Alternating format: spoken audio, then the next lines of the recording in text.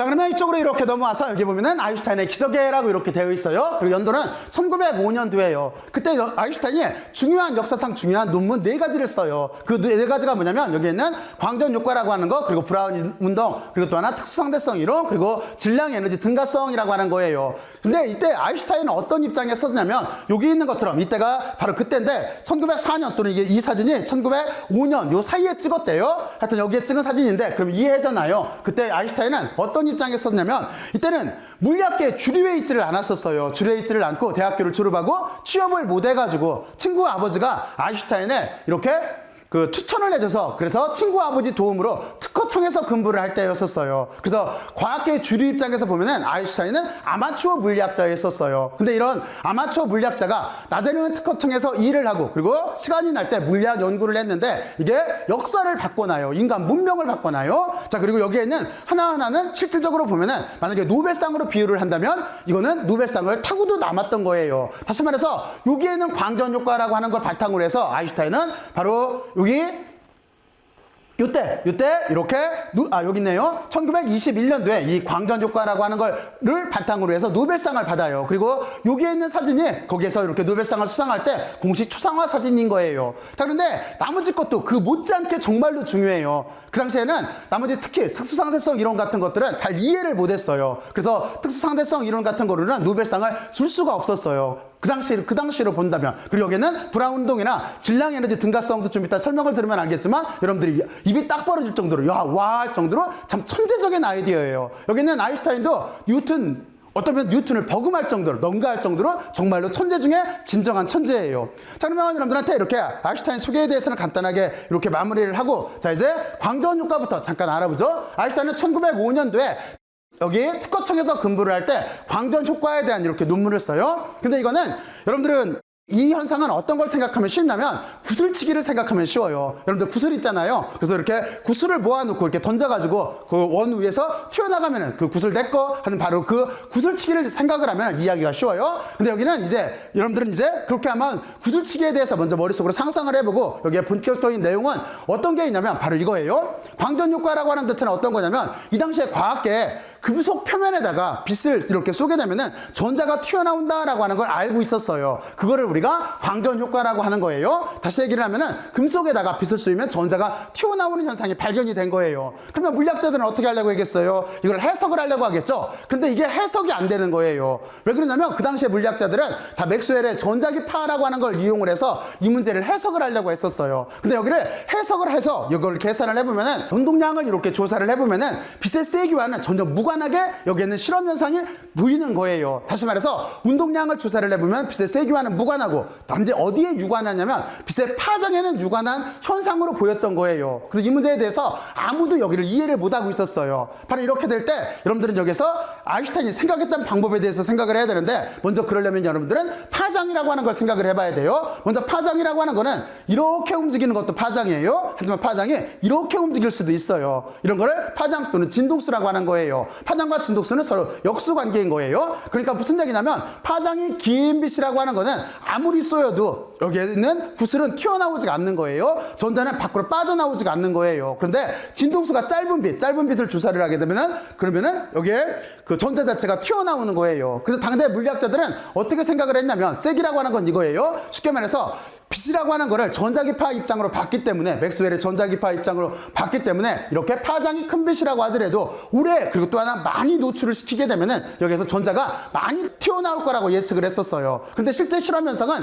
전혀 그렇지가 않았던 거예요. 바로 여기서 난제가 빠졌어요. 바로 이 난제를 구해준 사람이 여기에 특허청에서 근무하던 여기에는 아인슈타인이에요. 근데 아인슈타인이 이걸 어떻게 주장을 하냐면 광량자설이라고 하는 걸 주장을 해서 야 그렇지가 않고 빛이라고 하는 거를 입자로 생각을 하면은 바로 이 문제를 해결할 수 있다라고 하는 가설을 내놔요. 그럼 여기서 입자라고 생각을 했는데 이 가설을 먼저 만들었던 사람이 있었어요. 그게 누구냐면 막스 프랑크라고 하는 독일 베를린 대학교의 교수였었어요. 그래서 이 교수가 어떤 주장을 했냐면 그러니까 여기 있는 일화가 있는데 그러니까 플랑크가 자기 아들을 데리고 19세기가 끝날 때 12월 달에 뭐라고 얘기를 했냐면 자기 아들하고 해안가를 산책을 하다가 야 아들아 내가 뉴턴보다도 더 위대한 업적을 남길 발견을 한 것 같다라고 하는 얘기를 해요. 그게 어떤 주장이었었냐면 에너지라고 하는 자체가 이렇게 연속적이지는 않고 띄엄띄엄하다는 주장이었었어요. 여러분들 머릿속으로 생각을 해봐요. 에너지가 연속적이지가 않고 띄엄띄엄한 거예요. 바로 이렇게 에너지가 띄엄띄엄해야 그때 당시에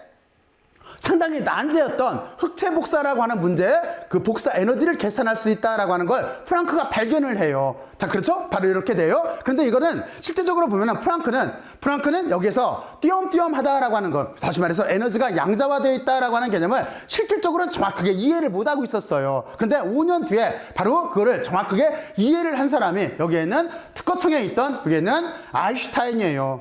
이해갔죠? 바로 이렇게 되는 거예요. 자, 그래서 아인슈타인이 바로 이 개념을 이용을 해서 광저원 효과라고 하는 걸 해결을 해요. 다시 말해서 전자기파로서만 빛을 해석하라 하는 게 아니라 다시 말해서 파동 현상으로서만 빛을 해석하라 하는 게 아니라 빛에는 파동 현상도 있지만 입자성도 있다라고 하는 상당히 충격적인 주장을 해요. 그러니까 빛은 파동이면서 입자인 거예요. 바로 그래서 그 입자 현상이 있기 때문에 그렇기 때문에 구슬치기를 할 때 전자기파로 생각을 해서 세기가 센 빛만 그냥 무작정 넣어서는 전자는 튀어나오지 않는다라고 하는 주장을 하고 바로 이렇게 포톤이라고 입자를 포톤이라고 해요. 그 포톤을 이용을 해서 바로 여기에 있는 광전 효과 문제를 이렇게 해결을 해요. 그걸 우리가 광량자 가설이라고 해요. 아인슈타인은 광량자라고 하는 말을 썼는데 지금은 우리는 빛의 입자를 포톤이라고 해요. 포톤. 바로 이 문제를 이렇게 해결을 해요. 자, 그리고 그 뒤에는 브라운 운동이라고 하는 게 있어요. 이 브라운 운동도 신기했던 현상인 거예요. 이건 어떤 현상인 거냐면 여기는 1827년도경에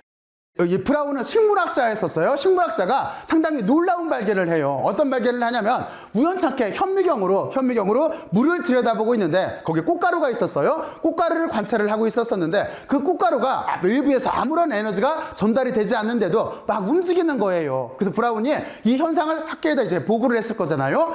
그래서 많은 학자들이 그 운동에 대해서 도대체 이 운동의 원인이 뭔가에 대해서 생각을 했었어요. 그래서 브라운은 어떻게 결정을 내리냐면 아무래도 꽃가루가 살아있기 때문에 움직인다라고 하는 이런 결론을 내려요. 근데 그 뒤에 다른 과학자들이 한번 실험을 똑같이 해봤을 거잖아요. 이번에는 어떻게 했냐면 꽃가루만 넣은 게 아니라 거기에다가 쉽게 말해서 뭐 분필가루도 넣어보고 또는 작은 뭐 미세먼지 같은 것도 넣어봤어요. 그랬는데 식물이었던 꽃가루만 살아있어서 움직이는 게 아니라 작은 그런 분필가루도 움직이는 거예요. 그래서 이 문제가 난제로 빠져요. 난제로 빠져가지고 아무도 해결을 못해요. 근데 역시 이 문제를 해결한 것도 여기에서 이렇게 젊은 아인슈타인이었었어요. 아인슈타인이 이 문제를 어떤 관점을 가지고 이 문제를 해석을 하냐면 원자라고 하는 개념을 가지고 이 문제를 해석을 해요. 근데 여러분들은 원자 그러면은 그 뭐 원자라고 하는 거 당연히 있지 않나? 라고 생각을 할 거예요. 하지만 아인슈타인이 이 주장을 할 때 이때 그 1905년까지만 하더라도 원자라고 하는 거는 과학계에서는 미신 같은 존재였었어요.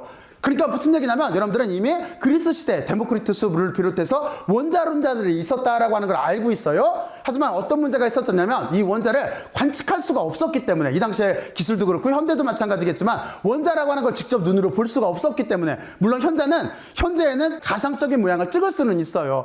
근데 어쨌든 간에 원자를 직접 볼 수 없다라고 하는 이유를 들어서 원자라고 하는 건 존재하지 않는 미신 같은 이런 물리적인 개념이다라고 생각을 하고 있을 때가 바로 이때였었어요. 근데 아인슈타인이 바로 여기에 브라운 운동이라고 하는 꽃가루가 움직이는 운동을 실제는 이게 작은 입자들이 충돌을 해서 이게 움직이고 있다라고 하는 바로 이 설을 주장을 해요. 그걸 우리가 이렇게 브라운 운동, 여기 브라운 운동에 대한 이론이라고 해요. 그러면서 아인슈타인이 그 부딪히는 입자의 크기를 예측을 해요. 그러면서 원자론이라고 하는 걸 처음으로 증명했던 게 여기에 있는 브라운 운동을 해석했던 아인슈타인이에요. 그러면서 이때부터 어떻게 돼요? 지금 우리가 알고 있는 원자가 실제로 존재를 한다라고 하는 거에 대해서 우리는 지금은 알게 돼 있는 거예요. 근데 이 당시에 유명했던 과학자가 있어요. 볼츠만이라고 하는 과학자 들어봤어요? 근데 볼츠만도 원자론을 주장을 했었어요. 근데 볼츠만이라고 하는 분은 통계 물리학을 만들어낸 정말로 역사상 위대한 물리학자였거든요. 근데 이 볼츠만이 참 불행하게도 생을 마쳐요. 이 원자론을 주장을 하다가 주변에서 하도 비난을 받아가지고 나중에 우울증에 빠져서 자살을 해요. 그런데 그 자살을 하기 바로 전해에 이미 아인슈타인이 야 진짜로 원자는 존재를 한다라고 하는 거를 이렇게 증명을 했었어요. 근데 그때 당시에는 뭐 인터넷망도 없고 이러기 때문에 볼츠만은 아인슈타인이 원자의 존재가 실제로 있다라고 하는 걸 이렇게 논문적으로 증명을 했다라고 하는 걸 모르고서 불행한 일을 겪었어요.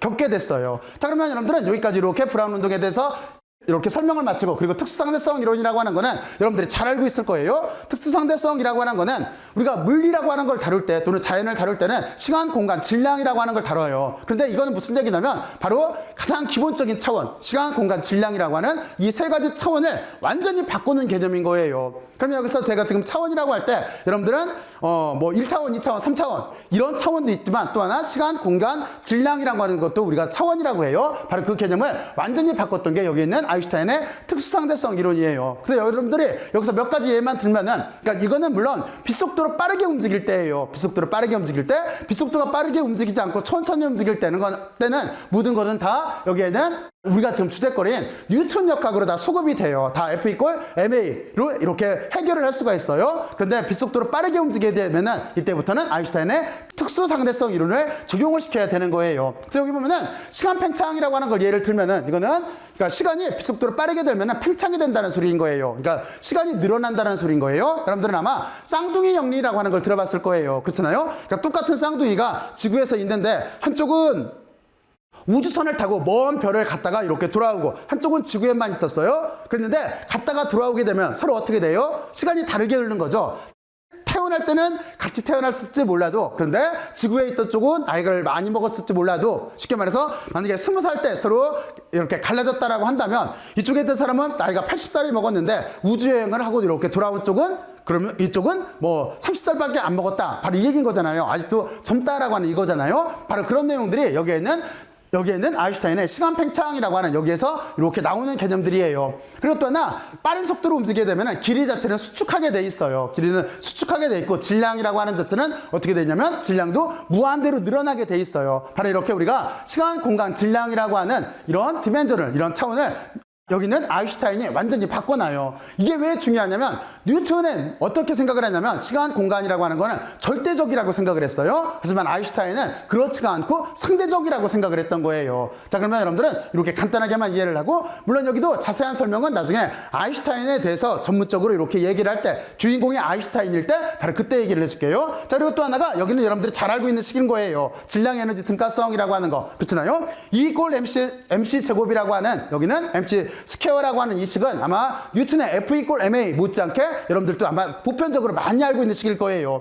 자, 그리고 이거는 무슨 뜻이냐면 질량 에너지 등가성이라고 하는 거는 질량이 곧 에너지고 에너지가 곧 질량이라고 하는 바로 그 뜻인 거예요. 아인슈타인은 등가 원리라고 하는 거를 두 가지를 만들어요. 하나는 이렇게 1905년도에 질량 에너지 등가라고 하는 걸 주장을 해요. 그리고 두 번째는 뭐냐면 뉴턴의 중력 법칙을 보완하기 위해서 아인슈타인이 특수상대성 이론을 포괄적으로 넓혀요. 다시 말해서 특수상대성 이론이라고 하는 거는 등속도로 움직일 때 운동인 거예요. 하지만 일반 상대성 이론이라고 하는 거는 가속 운동할 때 운동론이에요. 여기에서 아인슈타인은 어떤 주장을 하냐면, 그리고 또 하나, 이 생각을 본인이 가장 행복한 순간이었다라고 나중에 이렇게 논해요. 그게 뭐냐면 중력과 가속도가 같다라고 하는 개념인 거예요. 이렇게 두 가지 등가 원리가 있어요. 자, 그리고 일단은 여기 지금 나와 있는 에너지 질량 등가성이라고 하는 거는, 이거는 예를 들어보면 쉬워요. 다시 말해서 이거는 인류 문명의 두 가지 이렇게 서로 완전히 반대되는 거로 활용되고 있어요. 하나는 뭐냐면 여기 에너지가 한 번에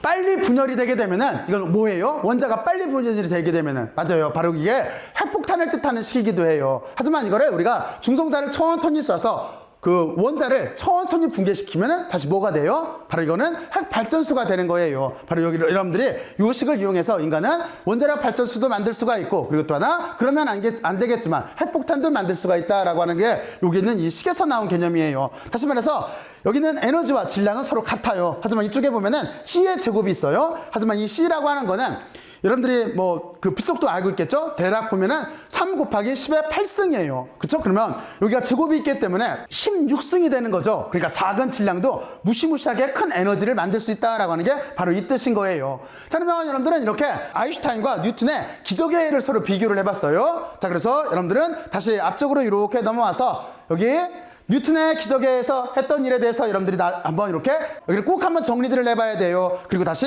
여러분들이 이쪽으로 이렇게 넘어와서 아인슈타인이 했던 업적에 대해서 이렇게 한번 생각들을 해보세요. 이 두 개 다 참 특이하게도 한 해에 벌어졌어요. 그래서 여기를 우리가 기적의 해라고 하는 거예요. 그렇잖아요? 자, 그러면 이렇게 두 가지 기적의 해에 대해서 여러분들이 뉴턴과 아인슈타인을 공부를 할 때 꼭 한번 여기를 정리들을 해놔야 돼요. 자, 그러면 여러분들은 여기까지 이렇게 뉴턴의 청년 시대의 업적에 대해서 이렇게 살펴봤고, 그리고 이제 우리는 이 뒤의 업적에 대해서 한번 살펴보죠. 뉴턴의 이제 그 20대부터 한 40대 정도까지 업적에 대해서 한번 살펴보죠. 여기에 프린키피아라고 하는 인류 역사상 가장 중요했던 책이 나와요. 자, 그러면 이제 여러분들은 여기까지 꼭 한번 정리를 한번 해보세요. 저는 이제 다음 주제로 넘어갈게요. 다음 주제로 넘어가요.